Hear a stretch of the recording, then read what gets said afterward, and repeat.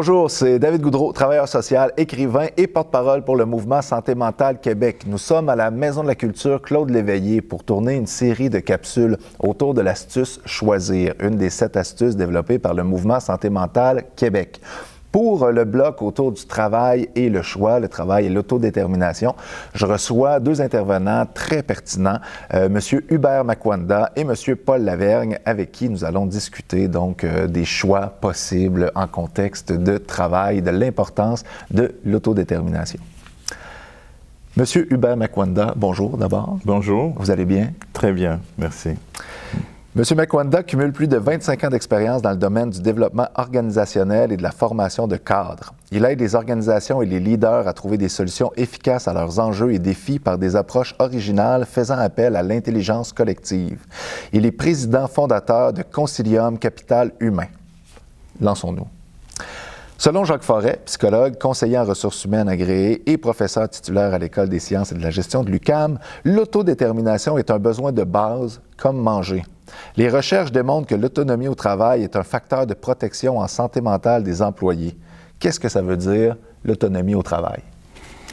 Donc, l'autonomie au travail est fondamentale parce que, pour moi, c'est lié à la réalisation de soi. Pour répondre directement à la question, j'aime retourner à l'étymologie des fois de mots. L'autonomie, c'est une fusion de 2 concepts grecs. À l'origine, autos, qui veut dire orienté vers soi, et nomos, qui veut dire les règles établies par la société. Donc, être autonome au travail, ça veut dire que être capable d'avoir l'espace d'autodétermination, l'espace où ça fait du sens pour toi, puis dans les respects des règles établies. Donc, c'est comme un contrat mutuel. Mais c'est rare des lieux où on va trouver cette forme d'autonomie ou de partage de pouvoir, si je peux dire. Donc, c'est lié aussi à un sentiment que tu contribues à quelque chose de grand. Tu te sens valorisé. Donc, l'autonomie, c'est ça que ça amène, parce que c'est un partage de pouvoir. Et c'est les lieux aussi que tu as l'impression vraiment de réaliser, de contribuer à une mission plus grande que soi, où une partie de toi vient contribuer à ça. Donc, être autonome au travail, en résumé, je dirais, c'est vraiment trouver son compte. C'est un deal, excusez l'anglicisme. C'est une partie comme un contrat qu'on fait avec l'organisation où je trouve mon compte au-delà de la rémunération. Parce que beaucoup confondent aussi, souvent on pense qu'on peut tout régler avec les salaires ou des choses comme ça. Des sondages démontrent que souvent ça arrive rarement en premier lieu. Et depuis le confinement d'ailleurs, de moins en moins, ça devient en premier lieu, parce que pour les gens, les conditions de travail souvent vont primer. Le sens au travail va primer, et avec des générations émergentes, davantage. Donc l'autonomie, ça devrait être presque un droit, mais ça ne l'est pas. C'est devenu plutôt un privilège quand tu réussis à rencontrer un supérieur immédiat ou un employeur qui incarne aussi ses valeurs aussi, puis qui tient compte aussi de la santé de ses travailleurs. Donc l'autonomie au travail, pour moi, est étroitement liée aussi avec la santé au travail. Pour moi, ça pourrait être synonyme pratiquement. Est-ce qu'on pourrait même aller jusqu'à dire que choisir de s'investir dans son milieu de travail, choisir d'y donner une partie de nous-mêmes ou le meilleur de nous-mêmes d'un point de vue professionnel, non seulement créer un lien avec l'organisation pour laquelle on travaille, mais contribuer à notre bonne santé mentale? Absolument. Non, c'est même un prérequis de notre santé mentale au travail. Et puis, cette autonomie, elle est progressive. Hein? Donc, c'est parce que peut-être on va le voir avec l'évolution de notre entretien, mais l'autonomie, on ne devient pas soudain autonome, comme aussi on ne décrète pas l'autonomie. L'autonomie, elle est progressive, elle s'acquiert, cette autonomie-là. Il faut accompagner cette autonomie-là. C'est la même chose quand on est parent, l'autonomie d'un enfant s'acquiert. Donc c'est progressif, on l'accompagne pour cette autonomie-là qui est le but ultime. Puis l'autonomie aussi varie au fur et à mesure qu'on évolue dans l'organisation. Donc je peux être très autonome dans un poste d'entrée où je commence, après quelques mois, quelques années, je deviens même en maîtrise Puis là, c'est vraiment, je me sens valorisé, je me sens considéré, j'ai une promotion où la technologie change, où l'organisation change aussi dans sa culture, il y a des nouveaux patrons et tout ça, paf, mon autonomie, elle est à recommencer. Donc l'autonomie, elle n'est pas statique. Ce n'est jamais acquis. Elle est dynamique dans une organisation, puis elle évolue, tout comme une organisation qui est vivante, c'est un organe vivant, une organisation. Donc ça évolue aussi avec l'évolution de l'organisation et des acteurs, donc constamment. Et l'acteur gestionnaire, comment peut-il favoriser l'autonomie de ses employés? Mais ça, c'est une excellente question parce que je travaille surtout avec des cadres, des gestionnaires. Vous savez, on n'est pas gestionnaire, souvent on va les devenir. Donc on va le voir avec... parce que je compare souvent les gestionnaires à un jardinier. Donc un gestionnaire, comme un jardinier, c'est jamais ou c'est rarement la faute de la plante. Souvent, c'est le problème du jardinier. Vous venez de comparer les employés à des plantes, ça peut être dangereux. Bon, mais c'est fantastique. Effectivement, moi-même, je me considère comme une plante parce qu'on est vivant, donc on évolue, puis chaque plante a ses caractéristiques. Et les gestionnaires, son défi, c'est de connaître sa plante, sa plantation ou son jardin, et puis d'en prendre soin de façon particulière. Les défis actuellement pour les gestionnaires, c'est le manque de temps. Donc, tout est urgent, ils sont compressés de partout et beaucoup n'ont pas nécessairement une formation de gestionnaire. Souvent, c'est parce qu'ils maîtrisent son poste ou son métier, on va le nommer gestionnaire, mais il faut qu'il apprenne maintenant à gérer et beaucoup là où ça faille, la plupart du temps, c'est au niveau des relations humaines. Donc, connaître l'être humain, devenir un peu l'expert des relations humaines, mais beaucoup de gestionnaires, malheureusement, ne sont pas outillés à ces niveaux-là. Et s'adapter à chacun des humains différents avec qui on... Comme un jardinier, il y a des plantes qui ont besoin de beaucoup plus d'eau. Il y en a qui ont besoin de tuteurs avant qu'ils puissent prendre racine. Puis il y en a qui sont au contraire complètement autonomes. De temps en temps, tu viens l'arroser. Puis d'autres, ils vont plus s'épanouir dans un environnement où il y a plus un écosystème. Donc il faut que les gestionnaires puissent être capables de s'adapter à tout ça. Et un gestionnaire ne peut pas amener son équipe aussi loin qu'il est rendu lui-même. Puis quand tu t'engages dans la responsabilité des gestions, au fond, que tu t'engages à une croissance permanente et surtout tout le temps à travailler sur soi. Et des gestionnaires qui ont une conscience élevée, ils vont aussi élever la conscience de leurs équipes, dont la conscience aussi des personnes qu'on leur confie. Donc l'autonomie, pour moi, ça va ensemble aussi avec les niveaux de conscience des gestions et de l'environnement où on évolue.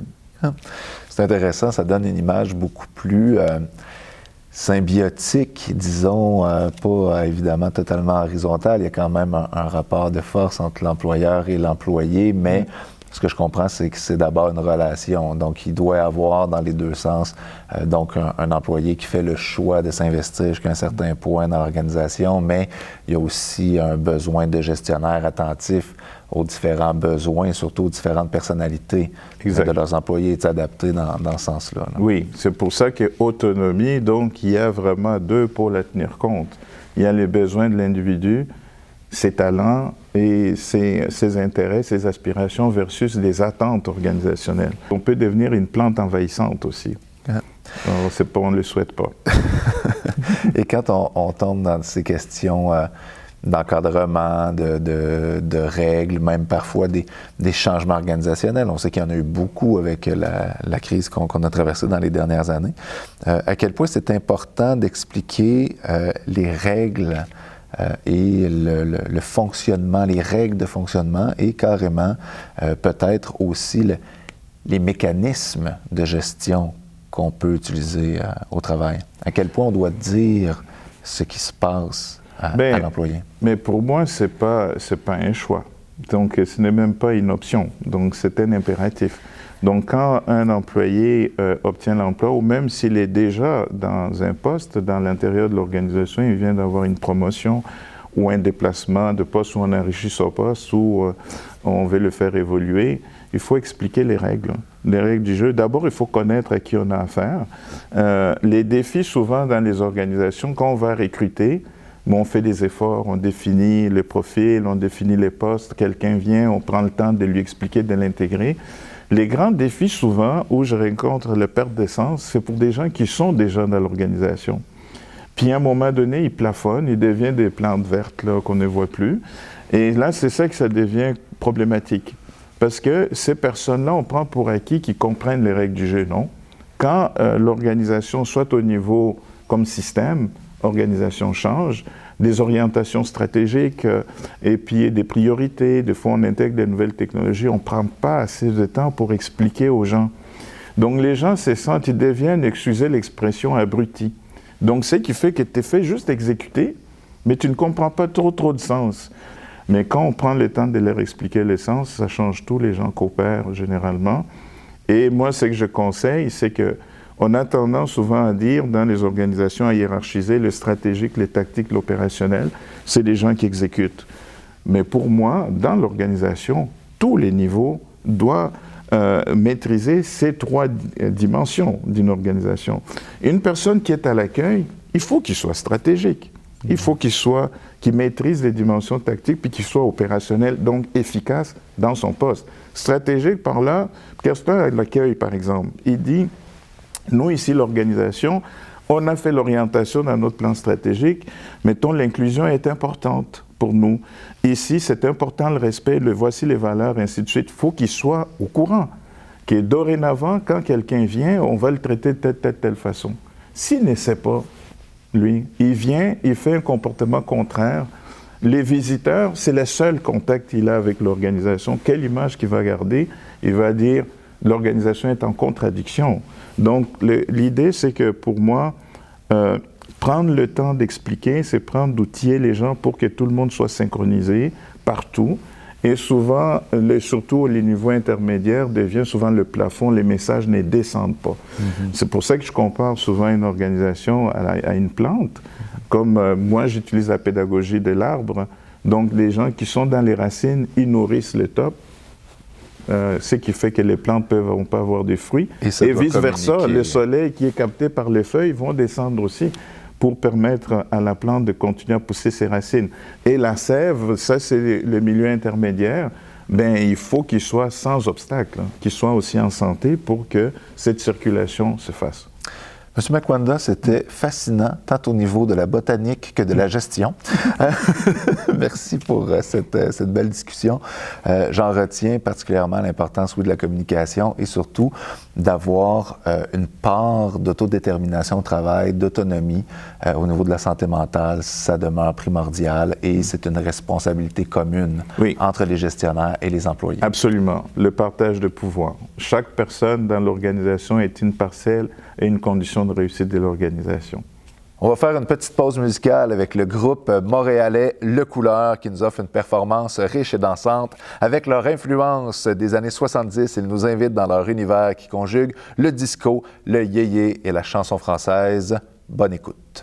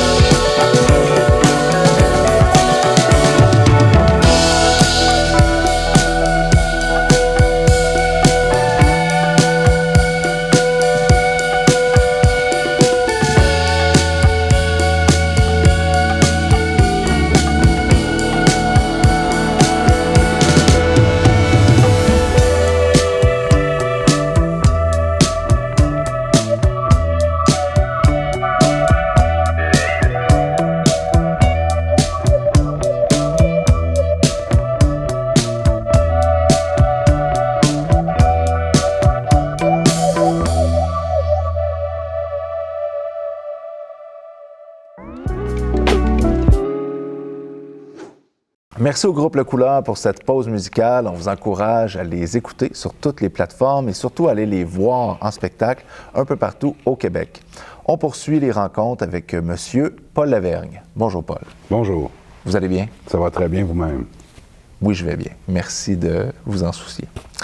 Paul Lavergne est infirmier clinicien. Il a travaillé en centre hospitalier, en psychiatrie et comme enseignant au DEC en soins infirmiers. Il est président du Conseil central Cœur du Québec, CSN. Première question. Vous êtes infirmier président du Conseil central, donc, de la CSN, une organisation qui représente plus de 140 syndicats et près de 19 000 membres. Dans votre expérience, est-ce que l'autonomie au travail, ça existe?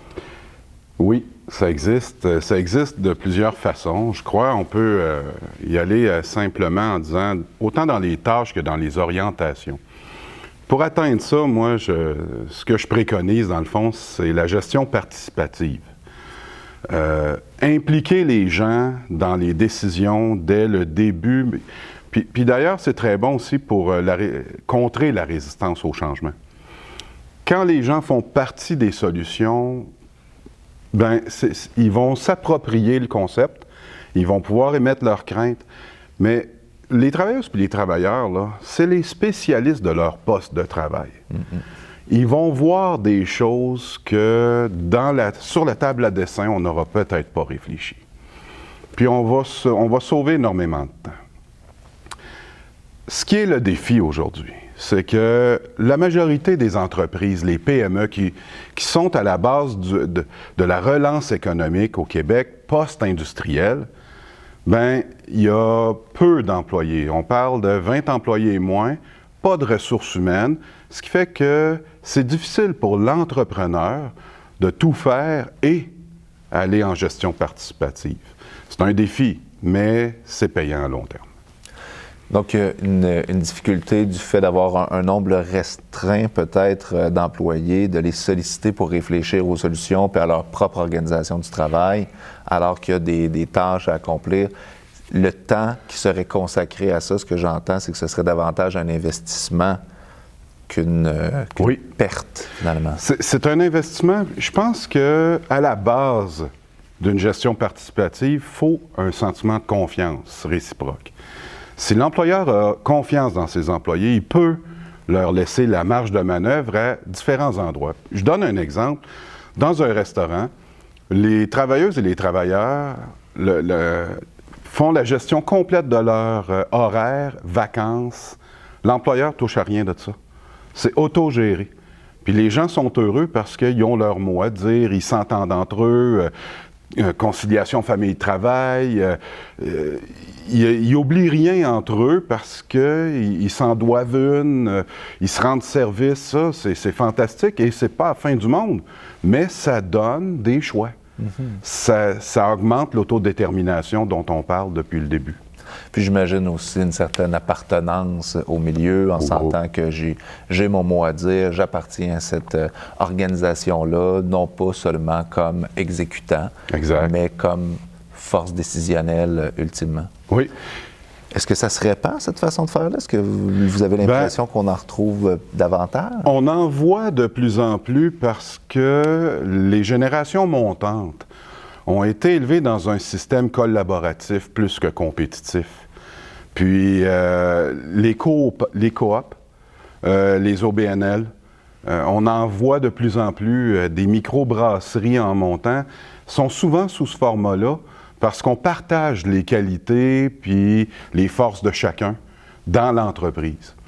D'ailleurs, dans l'économie sociale ou l'économie collective, le taux de survie des entreprises est supérieur aux entreprises dites traditionnelles à cause de ça, la copropriété, la cogestion. Donc, si on reprend l'image classique de la gestion unidirectionnelle, du haut vers le bas, verticale, ça se casse plus facilement qu'une gestion partagée avec une espèce de répartition du pouvoir, finalement. Absolument. Puis ça répartit le décisionnel, mais aussi la pression. Au lieu que ce soit toujours sur les épaules de la même personne à tout gérer et à tout décider, en partageant, tu réduis aussi beaucoup. Ça te donne du temps pour faire autre chose.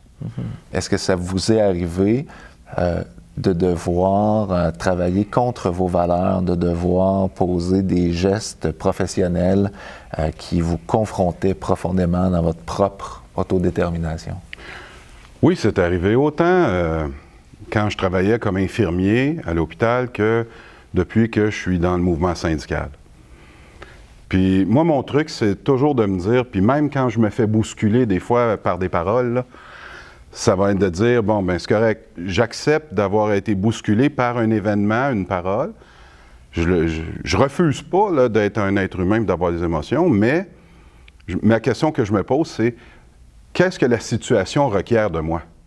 Et là, je vais répondre à la situation au lieu de répondre à mes émotions. Parce que des fois, les émotions, c'est pas un sage guide. On y va comme ça, puis ça règle bien des problèmes. Donc, j'entends en sous-texte qu'on peut être émotif, impulsif dans certaines Absolument. prises de J'ai déjà position. quitté un emploi parce que je m'y sentais pas bien. Quand tu vis des conflits internes comme ça, intérieurs, c'est correct d'en parler.